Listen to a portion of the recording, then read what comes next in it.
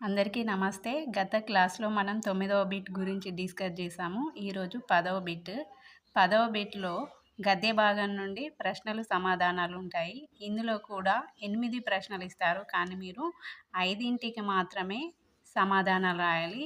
ఏకపద లేదా వాక్యంలో సమాధానాలు మీరు రాయొచ్చు.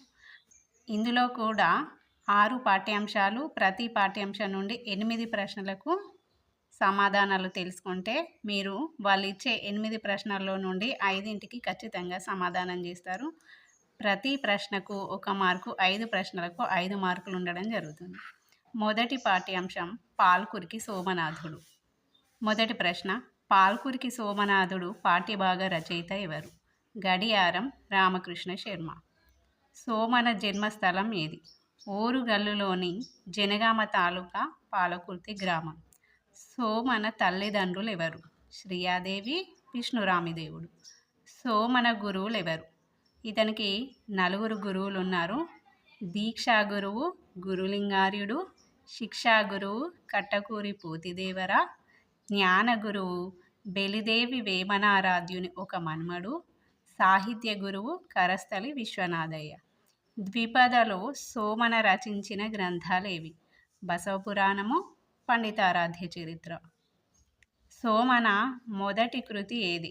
అనుభవసారము. బసవపురాణంలో ఎంతమంది భక్తుల కథలు ఉన్నాయి? 75 మంది. తెలుగులో తొలి విజ్ఞాన సర్వస్వంగా ఏ గ్రంథాన్ని పరిగణిస్తారు? పండితారాధ్య చరిత్రం.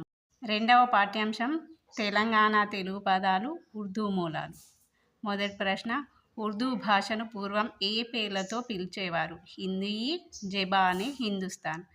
లాట్ సాహెబ్ పదానికి మూల పదం లాడ్ అనే ఆంగ్ల పదం. జుర్మానా ఉర్దూ పదం తెలుగులో ఏ విధంగా మారింది? జుల్మానా. ముహుజుబానీ అనే ఉర్దూ పదానికి అర్థం మోజువాని, ఓటు. ఖులాసా తెలుగు పదానికి ఉర్దూ రూపం ఖులాసా. ఉర్దూ భాషకు ఉర్దూ అనే పేరు ఏ శతాబ్దంలో వచ్చింది? 18వ శతాబ్దంలో. సామల సదాశివ రాసిన శతకం ఏది? సాంబశివ శతకం. ఏ గ్రంథానికి సామల సదాశివ కేంద్ర సాహిత్య అకాడమీ పురస్కారం పొందాడు? స్వరలయలు. మూడవ పాఠ్యాంశం ప్రాచీన సాహిత్యంలో మానవతావాదం. మొదటి ప్రశ్న, ఆచార్య రవ్వ శ్రీహరి తల్లిదండ్రులు ఎవరు? వెంకట నరసమ్మ, నరసయ్య. ఆచార్య రవ్వ శ్రీహరి రచనలు తెలియజేయండి.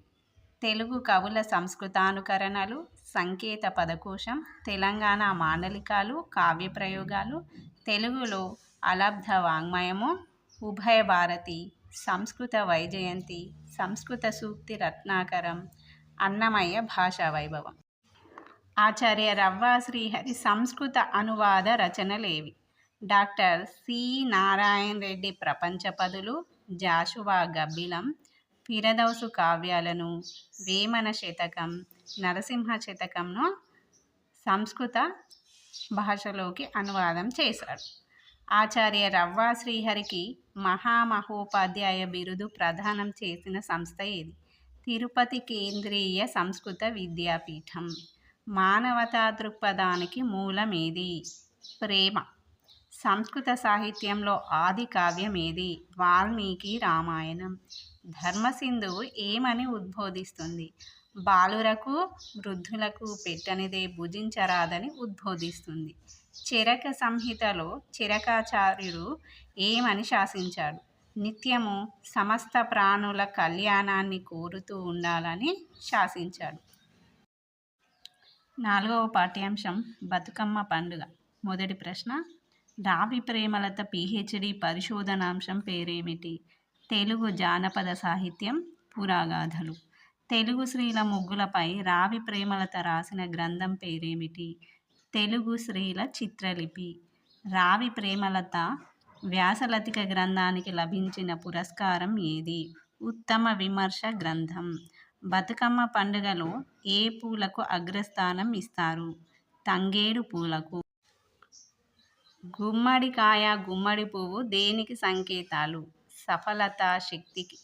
బతుకమ్మ పాటలోని పల్లవులు ఏవి? ఉయ్యాలో, వలలో, కోల్. బతుకమ్మ పాటల్లో ఏవి ఒదిగి ఉంటాయి? స్త్రీల మనోభావాలు, జీవిత విధానాలు. పప్పు ధాన్యాలను పొడి చేసి పెట్టే నైవేద్యాన్ని ఏమంటారు? సద్దులు. 5వ పాఠ్యాంశం తెలంగాణ జాతీయాలు. మొదటి ప్రశ్న, వేముల పెరుమాళ్లు విద్యాభ్యాసం ఎక్కడ జరిగింది? ఉమ్మడి కరీంనగర్ జిల్లా, రాయికల్ గ్రామం. వేముల పెరుమాళ్లు రాసిన త్రిశతి పేరేమిటి? గాంధీ మార్గం. వేముల పెరుమాళ్లు ప్రసంగాల సంకలనం పేరేమిటి? మానవతా పరిమళాలు. జాతీయాలలో ఏ చరిత్ర కళ్ళకు కట్టినట్లుంటుంది? తెలంగాణ సామాజిక చరిత్ర. జానపదుల నోటి నుండి వెలువడ్డ జాతీయం సామెత ఎలాంటిది? గంగలో రాయి లాంటిది.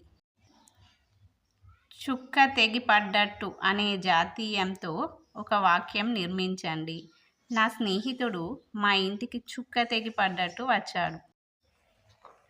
రామచక్కని అనే జాతీయాన్ని ఉపయోగించి ఒక వాక్యం తయారు చేయండి. నా చెల్లెలు రామచక్కని అమ్మాయి. లొల్లిలో లొల్లి జాతీయం ఆధారంగా ఒక వాక్యం రాయండి. నా కూతురు పెళ్ళి, నా కొడుకు ఉపనయనం, లొల్లిలో లొల్లి చేసేశాం. 6వ పాఠ్యాంశం రాజా బహదూర్ వెంకట రామారెడ్డి సేవా తత్పరత. మొదటి ప్రశ్న, సురవరం ప్రతాపరెడ్డి ఎప్పుడు జన్మించాడు? 28 మే 1896లో. సురవరం ప్రతాపరెడ్డి రాసిన ఏ గ్రంథం కేంద్ర సాహిత్య అకాడమీ పురస్కారం పొందింది? ఆంధ్రుల సాంఘిక చరిత్ర.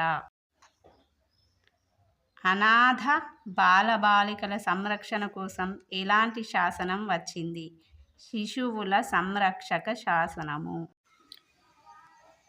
బొంబాయిలో మహిళా విద్యాపీఠం ఎవరు స్థాపించారు?